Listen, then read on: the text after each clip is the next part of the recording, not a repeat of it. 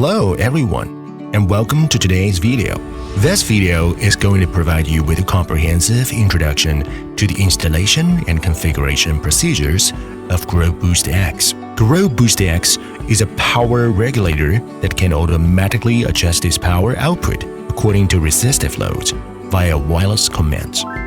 It can work with the Shine LAN X2 to achieve energy adjustment via either communication with the server or local communication with GrowSense. GrowBoost X can also achieve energy adjustment by communicating with the GroHomeManager-X via RF signal. Before installing the GrowBoost X on wall, make sure that select a suitable location per the installation diagram. Maintain adequate clearance around the device. Add a protective cover for environmental resistance.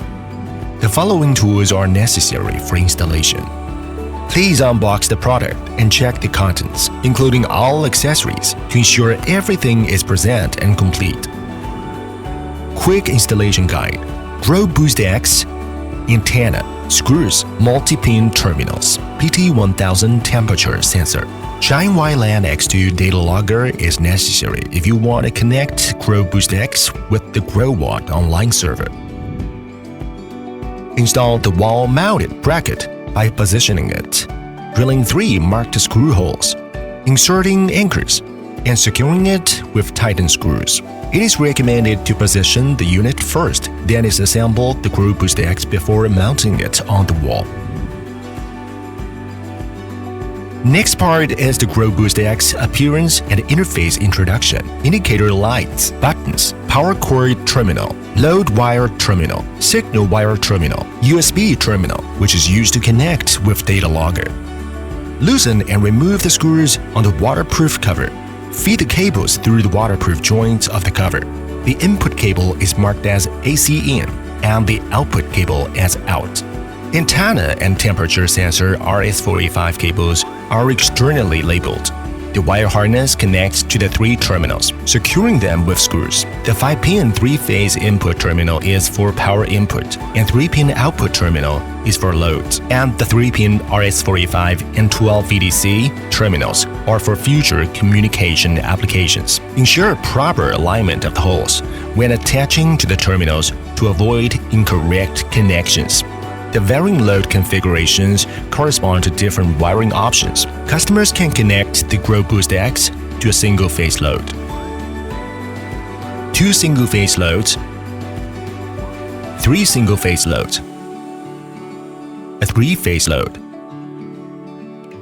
or a combination of a single-phase and a 3-phase load. This video demonstrates the installation process using a 3-phase load as an example.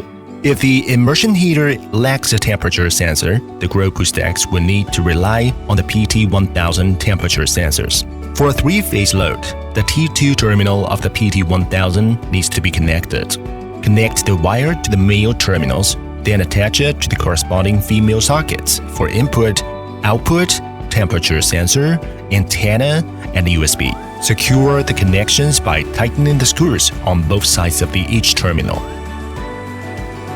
Once the above connections are installed, attach the waterproof cover, securing each foot with screws as shown below.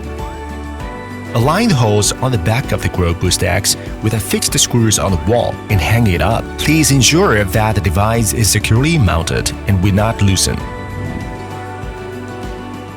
Open the waterproof cover and connect the Shine LAN X2 to the USB port of the GrowBoost X. Register an account. Add plant and fill in plant information. Scan the QR of the data logger.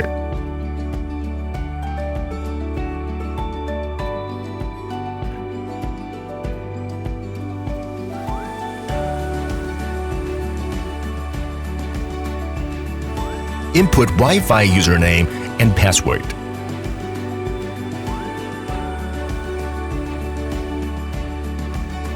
Network configuration is completed after successfully connecting to the server.